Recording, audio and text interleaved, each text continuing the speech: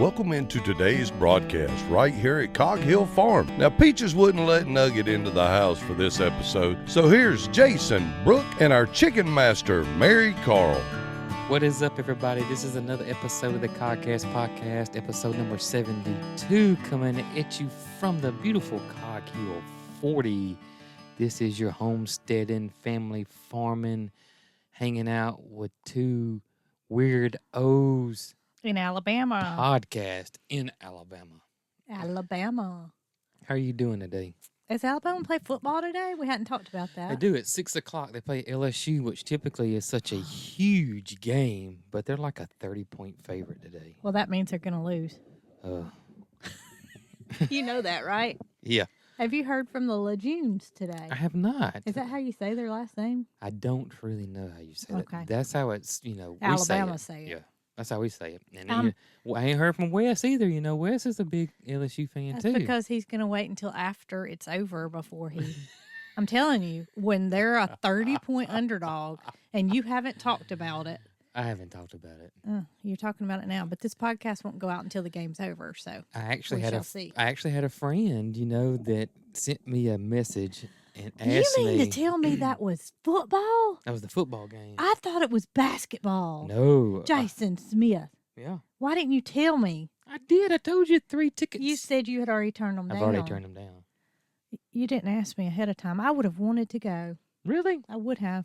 You never show any interest. That's why I didn't even... Well, was it 3 tickets? 3. I would have wanted to go. Yeah. Can we turn it around? It's way too late. No, it's not. He's already giving them to somebody Oh, else. man. I was thinking it was basketball. No, it was football. I didn't even ask you because you never show any interest in it and never gone. Was it in a box? It was in the zone, so we would have been in Oh, my gosh.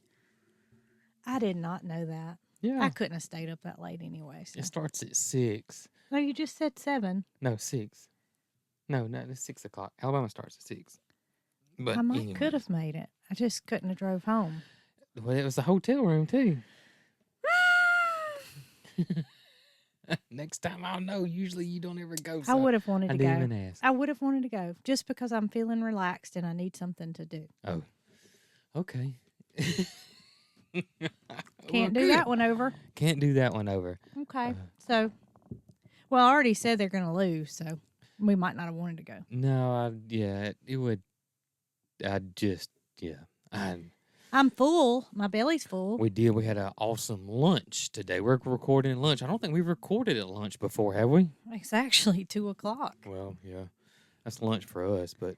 Yeah, we don't have any kind of set time that we do anything around here. We don't. We really don't. We just eat when we're hungry. And so, yeah, we cooked lunch. Or I cooked lunch today. Yes, we had someone stop by this morning, and during their visit, I had a plumber text me and tell me that I could meet him with our plans, which we already kind of had something in mind, but it didn't work out the way we wanted it to. Right. So I had a kind of a second option out there, and while you were cooking the hamburgers, I ran up the road. Well, it took me about 15 or 20 minutes to get there, so I guess that's still up the road. Met the plumber and gave him the plans and gave him the job. Yeah, he gave us gave you a price right on the spot. He looked at the plans and he knew how many fixtures it was going to be. Yeah. How many drains he had to install. That's right. What it was going to take to rough it in. Gave me a price, and I gave him the job right there on the spot. So we got a plumber. So you felt confident in him? I did. He said he had been doing it since he was 15 years old. Now, how much better can you get? That's pretty good. I'm not going to lie. That's pretty good. And plus, I had several references that had recommended him, so it's not like I just pulled him out of left field. But everything just cut off first. I guess it's me not talking in the mic. It's you not talking in the mic. Okay, I'm brown-headed, not blonde-headed, but this is not That was funny. Not good. Yeah, we may not have a contractor, but we have a plumber. We're getting close to a contractor, though. The contractor that we really like and we've been dealing with is probably going to have us an answer in the next couple of days as to a nailed down price. Yeah. And that's what his holdup has been. He's just trying to get all of his ducks in a row, and his pricing. I mean, he has to price out. He can't lose on the job, so he has to make sure that he's. That's right. All his bases are covered. Yeah. So I mean, we totally understand that, and the plumber obviously knows how much it takes to make things work. And the other guy that we call a contractor, he's just going to get us in the drive, but he's going to have to deal with the concrete guys, and he's going to frame the house, and he's going to do the metal siding on the house. So he's got several prices going on there that he's got to handle. And he's not able to it's not like he's going to a big box store and looking at the price of the lumber or the price of what do you call those things? Trusses. He's getting back bids from other companies, so they're taking.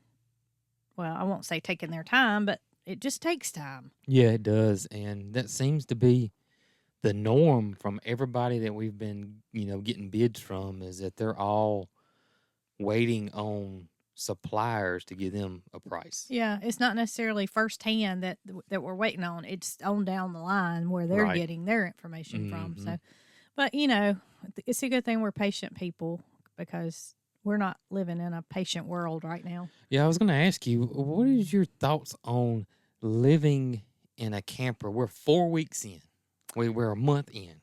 Well, I will tell you that I haven't cooked very much at all during this whole 4 weeks. And before you answer, I would like to us, so we don't forget, is the difference of our expectations and what we thought versus reality. Too, as well. But go ahead. You hadn't cooked. Go ahead. I didn't stop you. Go ahead. You hadn't cooked. I hadn't cooked in a month, basically. I mean, I've cooked little things. You have cooked the little things. I was cooking full-fledged, I guess you'd call it a meat and three every day for our family. And somebody asked us, what is a meat and three? What is a meat and three? Well, you keep that, because I'm going to forget if I don't. Okay. I got that right here. I will not forget. Go ahead. Right. Hey, you got your glasses on, by the way. I ain't lost my glasses. So yesterday I was walking across the pasture, and I've gained a few pounds. I'll say that. So I'm making it my goal every day, since we've settled down a little, that I'm gonna commit myself to exercising a little bit every day. I do just random stuff that people would call exercise, but I'm going to actually exercise every day on top of eating healthy. Gotcha. And so I just don't want to be back in the position I was in, and I worked too hard to get to where I am now versus where I was.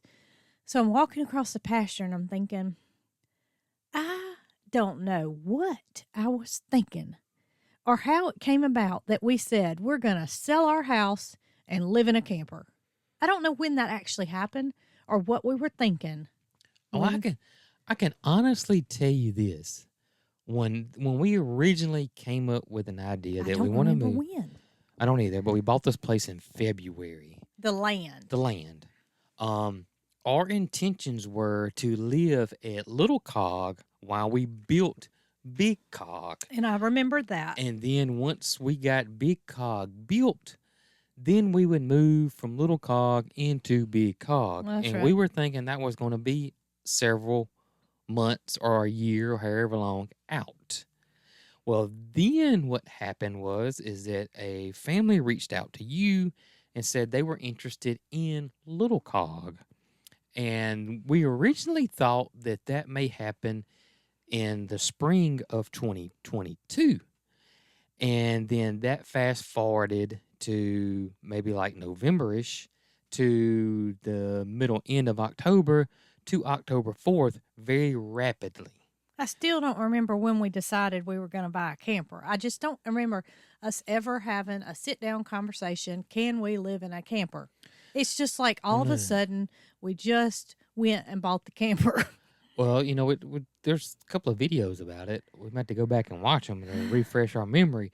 But, we had to do something. We started looking for like little tiny houses, and there really wasn't nothing out there. Or they were like $40,000 and $50,000 for the tiny houses, which we thought that was then we had to have much. It moved here, and we had to have electricity hooked up to it and plumbing hooked up to it, this, that, and the other.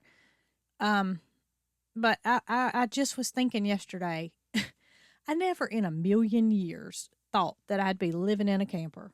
Yeah, me either. building a house. Well, not building a house. Right. Living in a camper, not building a house. I will tell you this. Our original plan was to stay at the Little Cog while we built this place. Right. However, that didn't happen. We ended up buying the camper. We're Yes. living here now. I don't think it would be possible for us to live over there and build a house here. As much driving back and forth we did, I did. It was only 45 minutes, but by the time the end of the day comes, we're tired. Yeah. You got to get back to that place to stay if you don't have any kind of dwelling here. And it's 45 minutes as everything hits right, because normally it ended up taking me 50 minutes or a little longer, but it's just anticipation, knowing you got to go back home. Yeah, and it's rural driving. It's not like it's interstate. It's not like it's the roads. Half of them have no lines on them. Yeah. Your vision is limited. There's not a lot of street lights. So I have friends and buddies and stuff want to know. They want to come by or whatever, and they're like, "Hey, how do we get there?" And I'm like, you could just gonna have to put it in your GPS because there's no way I can tell you. Well, and the of course, you plumber- got someone like my dad who doesn't even know what GPS is, to be honest with you. And Dad wants to come see it, and I've tried to tell him, and I'm like, look, you're just going to have to follow me over here when you get time. You let me know when you want to follow me over here, and then we'll meet up, and you can just have to follow me over here. Otherwise, I'm not going to be able to tell you how to get the plumber just this morning. I was talking to him on the phone, and he was like, "Okay, well, I'm in such and such community. Where are you?" And I told him where I was, and he was like, "Okay, where would you like to meet?" And I'm like, I don't know. I don't have any idea. Yeah. I don't know where a good meeting place is. I know where a major city is, but I don't know where to tell you a crossroad or anything like that. Yeah. So he tells me to go down 37, and you'll come to a major intersection, and there's kind of like a little parking lot right there. Well, he kept going, and he mentioned some major roads, and I was like, hey, I know where that is. I felt very confident at that point because I actually knew where he was talking about. I said, I'd see you in 20 minutes, and I made it. Well, it was like the day Mr. Greg, who did our site work, asked us, about a gentleman that did metal work and was trying to tell us how to get there. And I knew exactly where he was talking about. And I was so happy. He mentioned the name of a church, and I knew there was a church at this crossroad, but I didn't know the name of the church, so it didn't ring a bell with me. Yeah. But once we got to that place that he was talking about, I was like, I knew where this was. Even when we met the contractor and he told me where he was building a barn dominium, you knew where it was. I knew where it was. And I tried to explain it to you, and you couldn't quite grasp it, but I knew exactly where it was. I don't do well with verbal directions. Yeah. I can punch in a GPS. On the other hand, my mom cannot. She has some packages that were sent to the wrong, long story short, she ordered something from Amazon and she put in the old address on several orders. And so Marycarl wanted to know why something hadn't arrived. And so she went to my mom's tablet, as they call it, and looked. And Marycarl said, Nana, all your stuff's being delivered to Old Cog Hill. And Mama said, what? She said, yeah, you put it all in the wrong address, Nana. And so then I intervened, and I had to fix it because she could not remove the old address because she had some recurring deliveries tied to the old address. Oh, my gracious. So it took me, computer illiterate self, a long time to figure out how to change that. And Mama the whole time was telling me, won't you just get Jason to fix it? I was like, I am not. I'm going to fix this right by myself. And so I did. But all those packages are at the Old Cog Hill, and guess what? You got to go. Mama doesn't know how to get there. She doesn't know how to get there. Yeah. She doesn't know how to get there. So she doesn't know how to use UPS. She just got a cell phone. Yes. Just got it. And I keep telling her, Mama, it's so easy. I will add an app.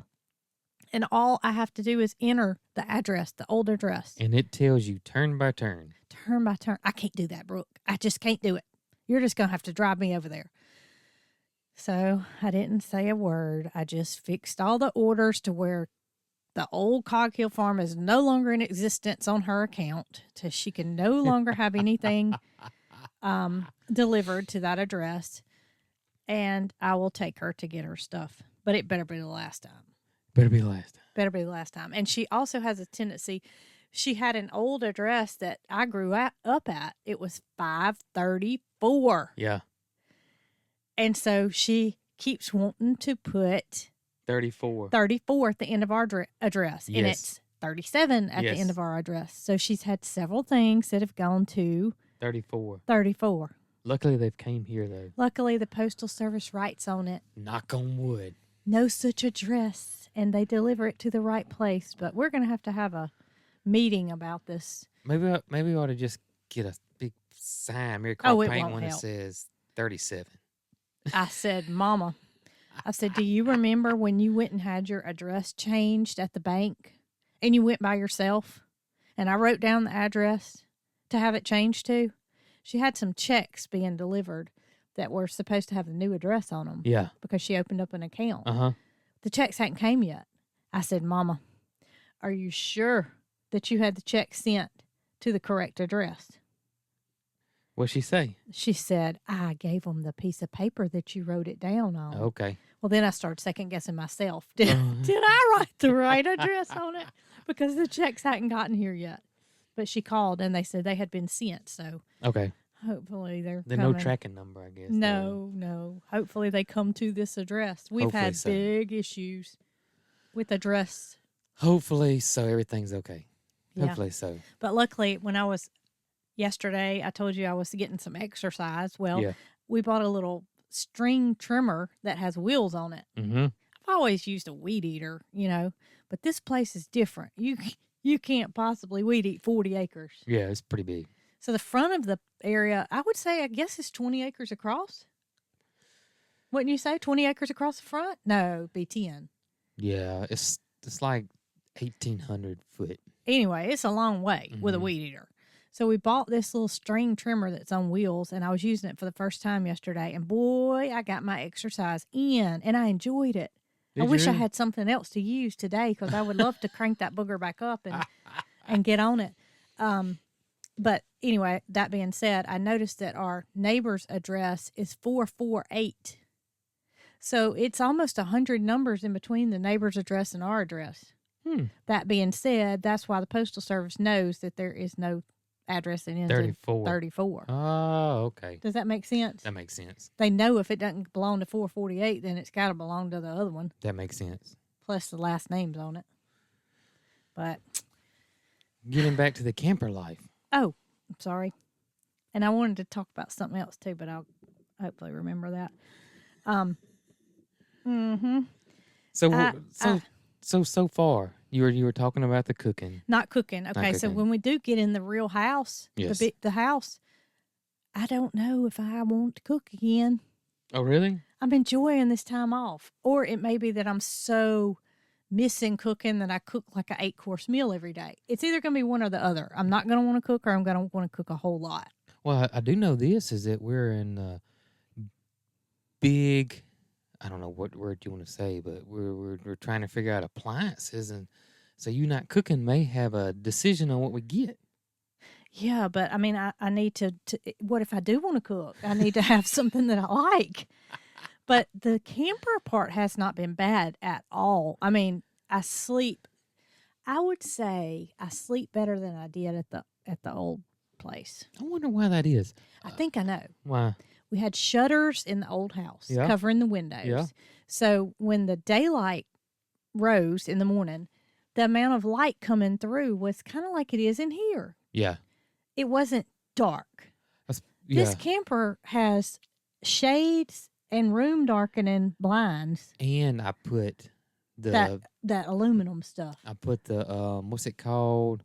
House Anyways, it looks like bubble wrap, but it's thermal insulation. Yes, and I put it in the windows because I had read to do that, especially in the summertime. Reflects the heat. Reflectix, that's the name of it. Well, I'm gonna tell y'all, when we get And our it's house dark. built, my mama thinks shutters are the best thing ever. Yeah, Wooden shutters. She loves wooden shutters. And she is determined that we should have shutters again in this new build. Well, obviously her build is separate than ours, so she can have all the shutters she wants. I'm putting Reflectix in my windows. Okay? Okay. Because I'm sleeping so good. It's really? dark. It is dark. I think that's what it is. You think that's what it is? I think that's what it is. I think there's no filtered light coming in, and I mean, there have been mornings when I wake up and I'm like, And I look at the clock and I'm like, oh my gosh, I hadn't slept this long since I was a teenager. Yeah. I just sleep very well. I'm surprised. You know, I didn't know what to think when we're going in, and I had expectations that it would be fine. And then, you know, I had stayed over here a lot more by myself doing, you know, YouTube because I had to upload videos. And so I really had enjoyed it. But then I started thinking when y'all two got here, because it was tight with just me by myself. I thought, "Ew." And then the dogs were coming. And then Marycarl's birds were coming. So we got 4 birds, 3 dogs, and 3 humans living in this camper. And I thought, this is not going to work. This is going to be terrible. But so far, you're right. So far, it has not been bad at all. I will say this, though. To me, the lifesaver has been the canned ham, what we're in right now. Oh, yeah. This has been a game changer. Well, I will say that I said in a podcast a long time ago that I was going to try to start mentioning every podcast something I'm thankful for. And this podcast, my thankful is this little canned ham. This has been because I had ordered me a tray.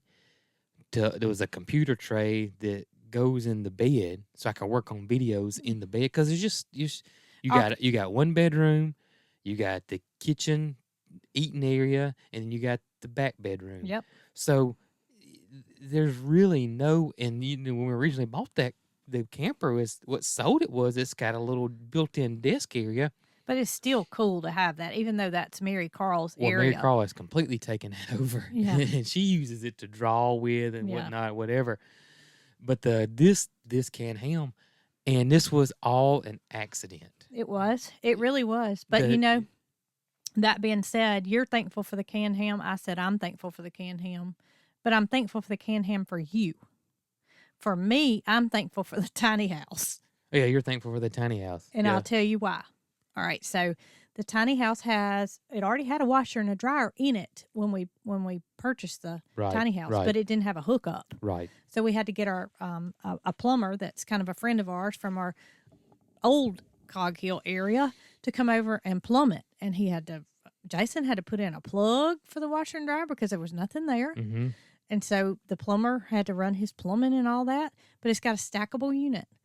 Y'all know back when we lived at Little Cog, I was so worried about a washer and dryer. Worried about the washer and dryer. Where are we going to put it? Where are we going to put it? That was an issue. You've got to have an electrical outlet that will accommodate a dryer plug, which is what, 220? Yeah, and it's a weird shaped plug, and So, you know, putting a hookup in here was not possible, meaning the canned ham. Yeah, there's no way. That we couldn't have put in a washer and dryer hookup in here. No. So that tiny house to be plumbed and have the washer and dryer in it, first of all, that's my thankful. And second of all, Mama has the most awesome shower. It's a full size. It's a full-size shower. She has a tankless hot water heater. So the water gets really hot. And I can go over there at the end of the day and I can take a shower for as long as I desire and don't have to worry about running out of water, filling up a tank, not having hot water. It's just wonderful. Yeah. And you know what? We were talking about earlier at the plans in the hot water heater. I wonder if we ought to do a tankless hot water heater in the new house. That would be a good idea. Hers is electric, and I've been told many a time, if you get a tankless hot water heater, get a gas and put it on the outside wall. Yes. Vent it outside. Yes. Well, hers is electric, and it's awesome. It is. I mean, it is awesome, Jason. You've got to go over there and take a shower. I'll make Mama go outside. She can sit on her bathroom's open. There's no walls in her house. Everything's wide open. Now she sits on the couch, and there's a little barrier, so I do have my privacy when I take a shower. But, I mean, that water gets hot. I'll have to start doing some reviews on those things because I don't know what brand hers is, but I know one thing. I know that thing is awesome. I'll definitely have to start looking into that. Because we're going to need to know that. I think it's Reen. It is. Mm-hmm. Renali is what somebody recommended. I believe they sent an email and said that. Well, if any of you guys do have a electric tankless hot water heater. Tankless on-demand hot water heater, let us know in the comments below because I would love to know how it works for y'all. And if you 'Cause got we're a gonna need gas to one, know let us know that. about the We're gas gonna one need to too. know that Yeah, very soon. yeah, because Like you when the hired a plumbing- plumber. Yeah, I hired a plumber, and I didn't even think about having a tankless hot water heater Yeah, because it just shows in the plans the picture of the hot water heater, and it looks like a big old tank. If we do go with the old style hot water heater, I want a 80-gallon a big one. because we had a 50-gallon, and everybody used to say 50 gallons ought to be fine for 3 people. Well, it ain't when it's 3 people taking a shower at near about the same time of the day. Yeah, We're yeah, all dirty yeah, at the end yeah. of the day, and we all want to take a shower at the same time so we can all have our family time. So it's got to be bigger than 50 gallons if we go with the tank. I think we're gonna go tankless. I think so too. I think I I'm going to go really take that one out of do. the tiny house and go put it in my house. I don't know what the difference would be because the hot water heater we had at the other house was electric. Yeah.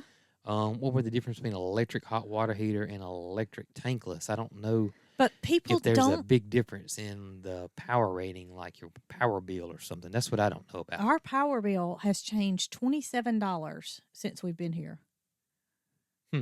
I looked because I was thinking to myself, I'm probably going to be in for a big shock once we get the power bill. Because we've been running the heat. Yeah. And it's electric heat. But which now we that do. wouldn't have been on last month's bill. That would have That'd been be a this AC. month. Oh, yeah, AC that's true. Yeah, that's true. So $27 is what it went up from when we weren't living here. Oh, okay. That's not much. That's not that bad. So, I will say that getting back to the camper thing, that I am shocked how well we adapted to it.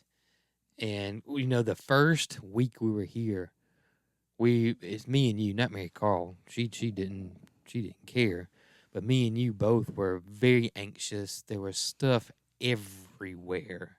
yeah. And there's still stuff Nothing- everywhere, but it's to a manageable amount. It now. is to a manageable amount. I I mean, like, it's- there's no room in the pantry for cereal. yeah. And we're not big cereal eaters, but it's something we want to have on hand just in case. And so the cereal box usually sits on the table. And it's just little things like that. Like her school books. I put them in Yeah. a basket, but that basket is usually still out because there's no Yeah. place to put it. It's just no place to put it. And there's a lot of storage, but it's all being used. And I tell you what I'm thankful for is the outdoor kitchen. Or the camper does have an outdoor kitchen on it, and it's a huge door that flips up, and it's got a fridge in it that we don't use. It's got a sink that we use to fill up Peach's feed or get water for her feed, and that's the only thing we really use it for. The only thing we use the outdoor kitchen for is storage. It's got cabinets in it. Yeah, but it's got all my cooking. So when I do cook, I have to have a skillet, say, and I use that burner that's outside That's what I'm versus the one saying, on the inside. Yeah. Because it's just, I've never cut the cooktop on in the camper. We're using it for counter space. Yeah. I use it for drying dishes. It's my dish drying dryer. rack. Yeah. But the oven part I've used a few times in the inside. For the most part, if we're cooking something that requires an oven, we use the oven in the tiny house. And then if we're cooking something, it goes on the grill. Yeah. And I've used the Instapot a few times. We have 'cause used Instapot a few times. and I take it outside. Yeah. We'll get in. Yeah. So Doing a lot of outdoor stuff. a lot of outdoor stuff. it's just I had so much anxiety. I really didn't want to do it. I'll tell you the truth, because I say that because towards the end, right when it was getting down to the wire for us to move, Yeah. and we knew we had to be out by a certain time, I was like, Jason would be like, "Are y'all gonna come tonight?"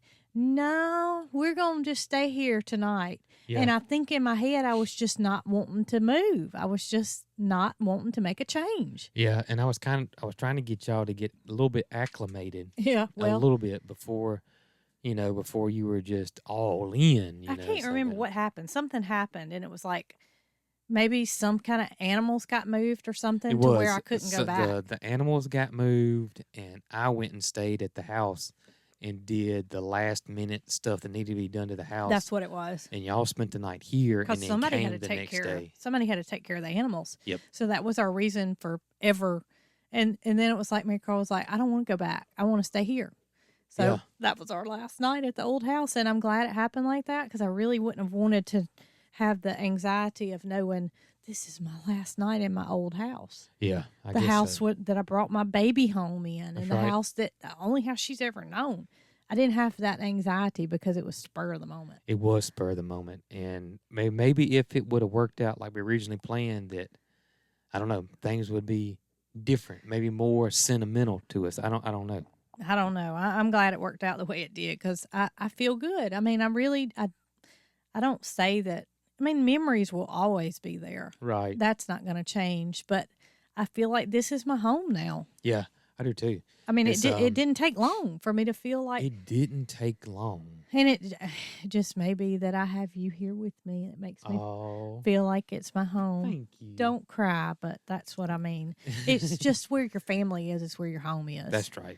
And if you're, when we were scattered about, when you were here and we were there, it was just so much chaos and so much harder on me. So much chaos going on. We had to communicate with each other, and we didn't ever know what the other one was doing, and I don't know. I'm just glad it's over. And I was eating gas station food like crazy because it was a mess.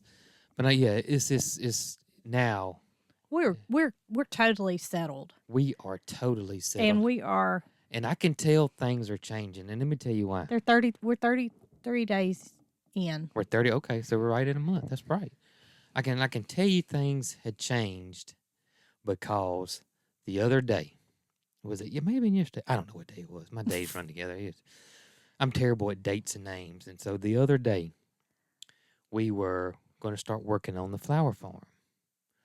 And we have not perfected changing the implements out on the tractor yet. And I have suggested several times we get this quick disconnect thing. And people either love it or people say it's no difference. I say we don't need it. And so since we struggle so much, and usually I'm the one, you're the operator on the tractor, and I'm the one in the back trying to hook this thing up, and I get so frustrated. You get more frustrated with that tractor and hooking up implements than anything that I see you do. Because it's a lot of frustration. It's because no issue for me, so you just let me handle it. So then we'll end up spinning like the other day. This is how I knew that we had started to settle in and things were. I can't remember what it was. Oh, it was the bush hog. We were going to use, not the bush hog, the tiller. The first time us using the tiller, we've had the tiller for... Since we moved, July? Something like that. Yeah, we've had the tiller for several months. I think it was July. And we, when we bought it, we had intentions of us going to use it. And I think we assumed we may have used it, would have used it before now. I don't know what we thought we were going to use it for, but we thought we were going to use it pretty quick. But obviously we didn't. We just hadn't used it for anything. And you even made the comment that I wonder if we even should have bought the darn thing. Yes, I second-guessed myself as to if we even needed that tiller. Because it is heavy. It's heavy, and it is, I forget how much it weighs. A lot. But it is a lot. Like, I'm so used to having the little O, and like if the box blade doesn't match up just right, I can grab it and just pull real hard and make it move, 5 or 6 inches. With the big O, I can't do that. And I'll end up, when I've learned, because I'll end up hurting myself, pulling something or straining something. I'm waiting to see where you're going with this. And so here we are. We're back there. The bush hog's back there. And we were going to use it that day. Well, we get the first, there's a 3-part hitch.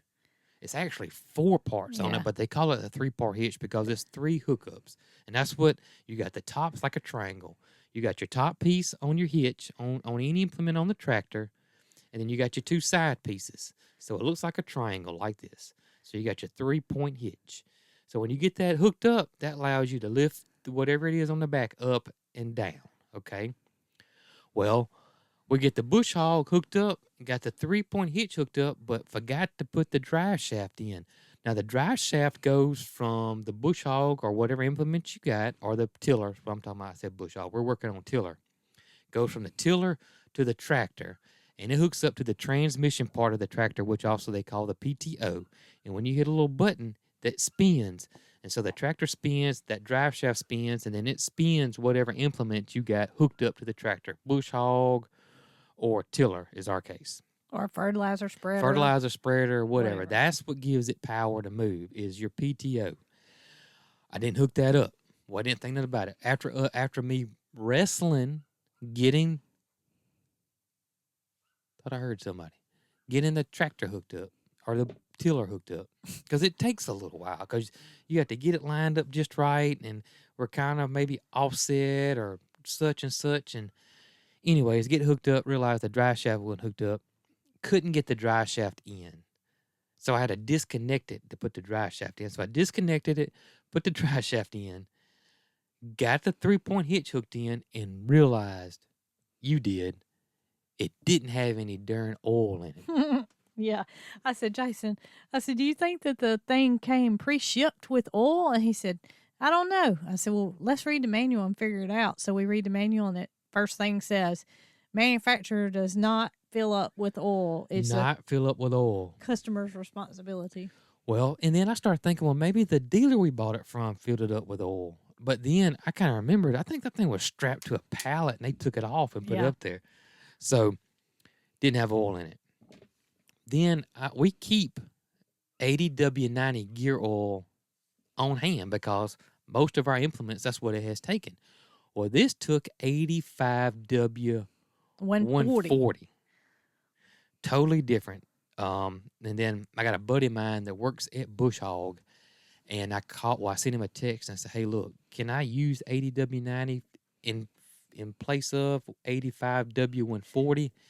It wouldn't have mattered because we didn't have enough of it. We didn't have enough of it. We didn't know that. We didn't have enough of it. And he said no. I asked the engineer, and he said no, don't do that. And so you went out and bought some. I bought 2 quarts.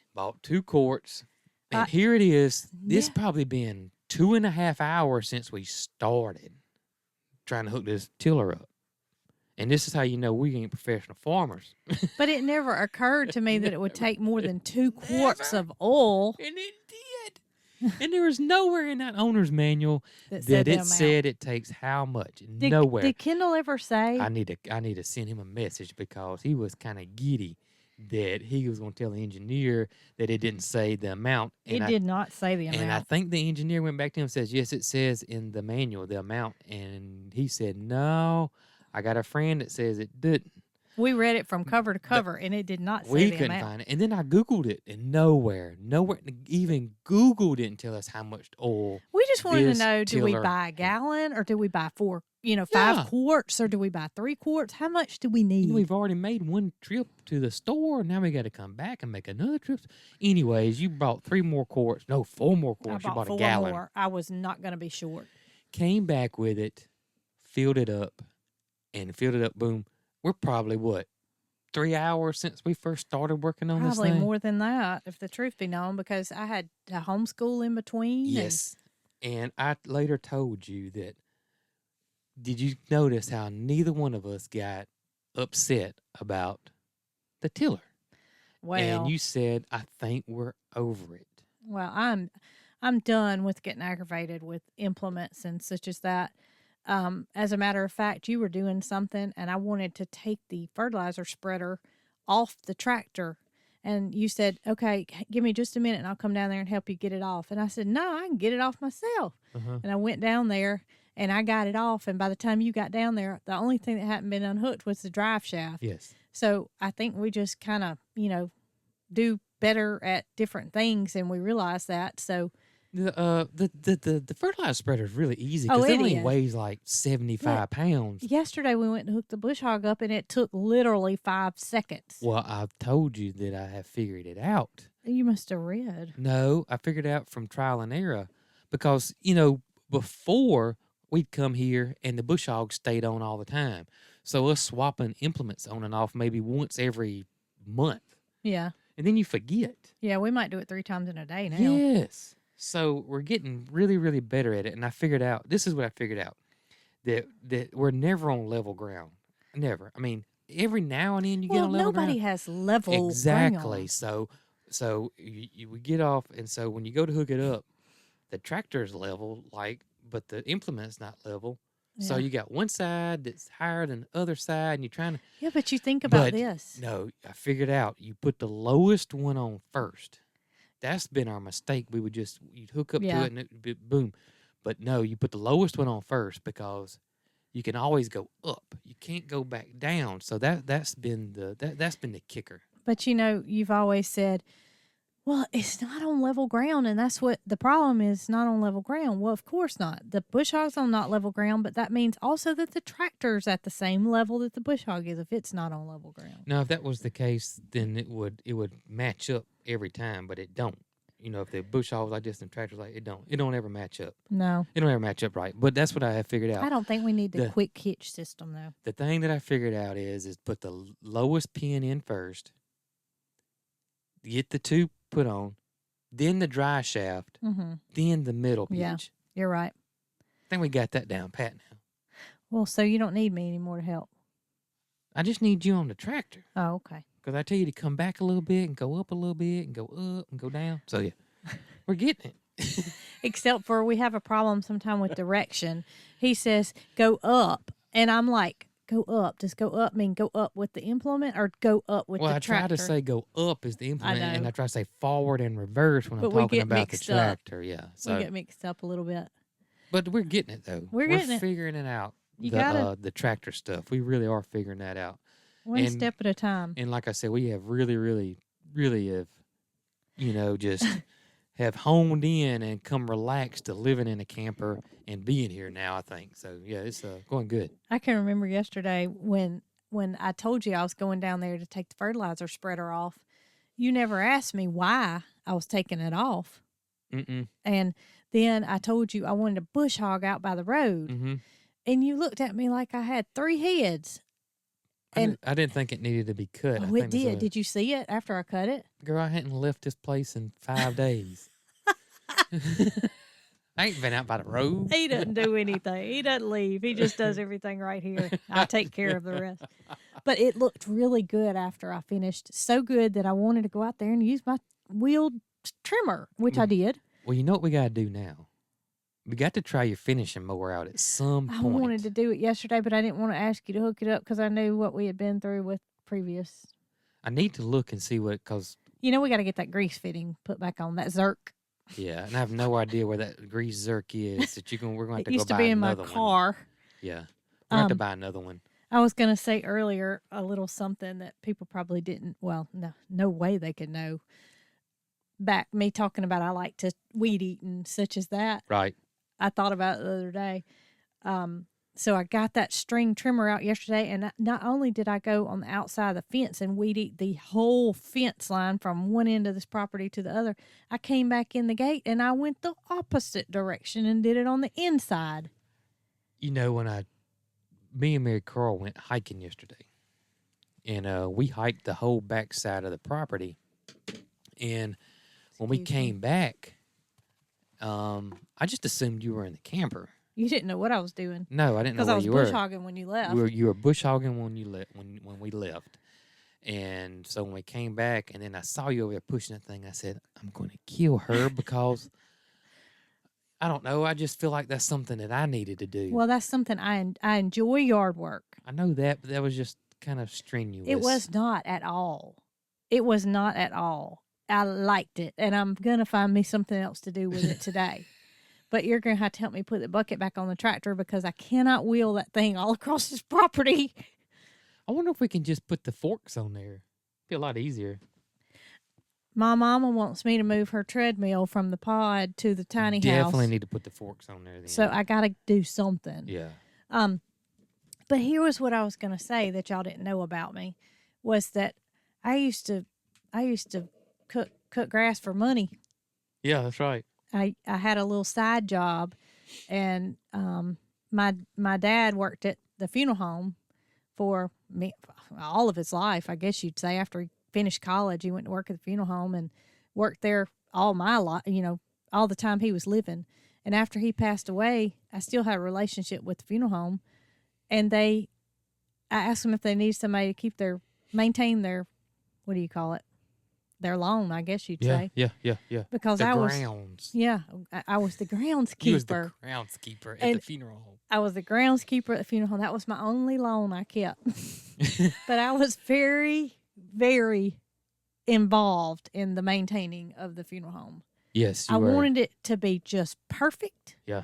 I would weed eat the curb all the way around that whole property, and it would just be that that line that not right. everybody can do this. Yeah. You have to have a special special talent to be able to maintain a Steady hand. a straight line with Yeah. a weed eater. I could do it, and I kept those grounds looking perfect. You know, when it needed pine straw, I'd go to the nursery and buy the pine straw and put it out, and Kept the shrubs cut. kept all the shrubs cut. It was a big job. I mean, It that was was a big probably job. what, 3 acres? It was a big job. I don't know how many acres it was, but it was big. It was a big. It was a big grassy area on if you count both sides of it. Yeah, it was pretty big. So I'd have, people stop me. What are you doing now, Brooke? And well, I'm the groundskeeper of the funeral home. What are you doing? I was, Marycarl wasn't born at the time. So it was just for me to have some little extra money. And I don't know, I had my flea market booth, and people have often asked, how have y'all made it financially? Mm-hmm. And Lots of side jobs. Lots of side jobs. And that led me to remember also that when you bought your first house, you were working at the Ford dealership as the parts man. Mhm. I was going to say manager, but you weren't the manager. You were just a parts man. Mhm. And I guess I was working at Walter Craig at the time. And I worked at the funeral home at night. Well, that was what I was getting Yeah. is that you had a house payment and you had a vehicle payment and you had extra expenses that you had never incurred before in your life. So you took a job working at night at the funeral home. I did. And he had to get up the next morning and go to his regular job. Mm-hmm. And what that involved was during this time, they had somebody that spent the night every night at the funeral home. In case, what were we told? In case there was a fire? In case it was a fire. That was the main reason. That you In case could there get the was a fire. body out? Plus, back then, there was none of these fancy phones. There were no cell phones. The funeral home had beepers. Yeah. So, yeah, if somebody called and had, like, the hospital called or whatever, If somebody passed away, at night. they called that landline that went to the funeral home. And then there was somebody there at the funeral home that answered the phone, And then which you would have would been me. you would in turn make the call to the person that was to go pick up the body Correct. and bring them back. But Right. you earned some extra money by spending the night out there. And there were times that your sleep would be interrupted 3 and 4 times. Oh, there was one night where they always said it was the record, but it was 4 calls in one night, and then I went on the calls, and But you I were didn't working sleep. there then. I didn't sleep. No, I had to go up and go to Moore Stewart the next day.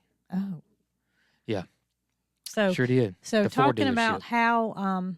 how we have gotten into the financial position we're in, hard work. Yeah, we've constantly Had odd jobs. I've had a full-time job, and we had odd jobs. In the last several years, we had my full-time job, and then we had the meat chicken business. Yep. Then we had, we did tinkered around with rabbits and quail and ducks. Mm-hmm. Then during that time, we had the flea market. Mm-hmm. We were flipping houses. Mm-hmm. And what else? I guess that was it. Oh, Don't forget the YouTube yeah. and the podcast. So I had a full-time job, and then I was doing meat chickens, or we were doing meat chickens, flipping houses, doing the YouTube and the podcast.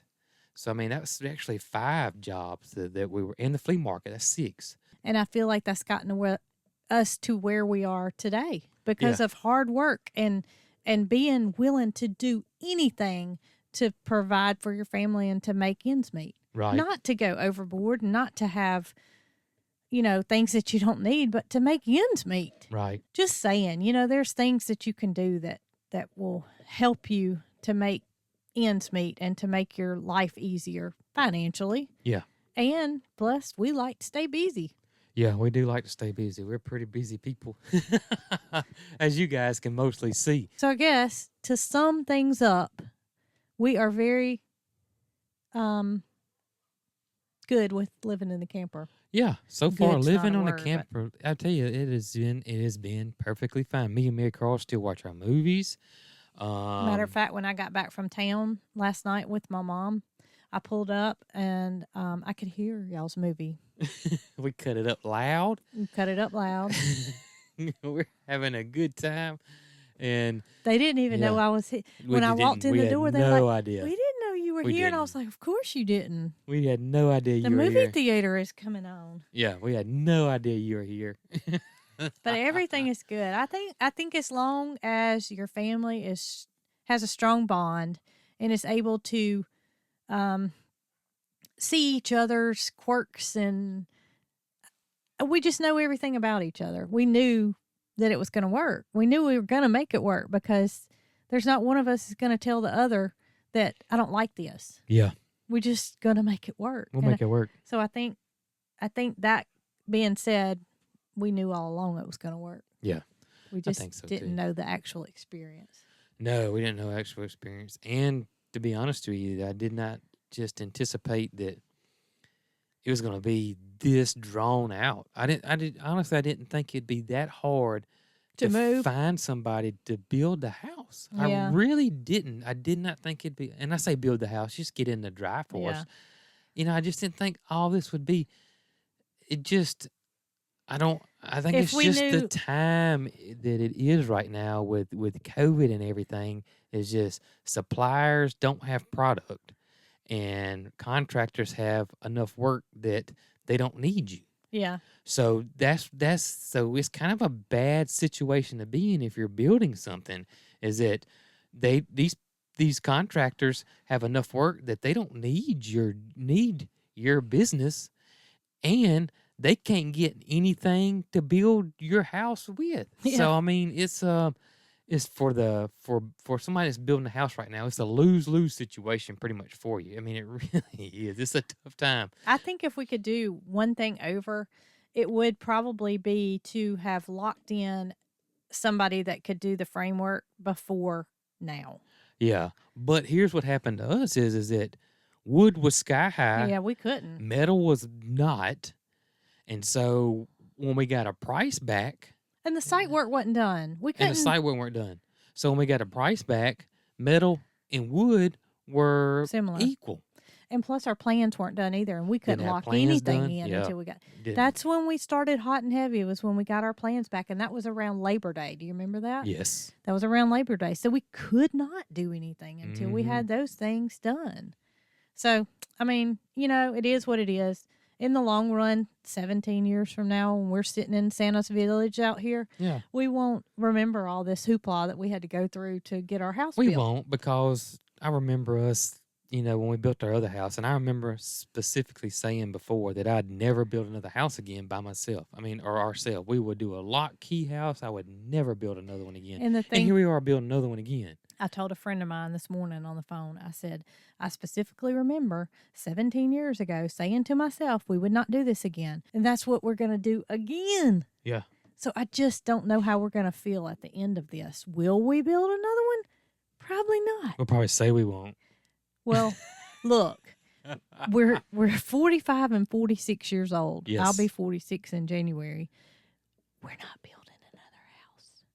No, we might. We don't stop. we don't stop. Yeah. But I almost feel like we were out of things to do at the old farm. We were bored. We were to the end. We were. And that's how we are. We like to do things. And like to continue. And we have a whole clean slate we have a whole clean slate. to and start it's over. way bigger. So And we can 17 do years a from lot now, more stuff here. Yeah. I will be 63. Yeah.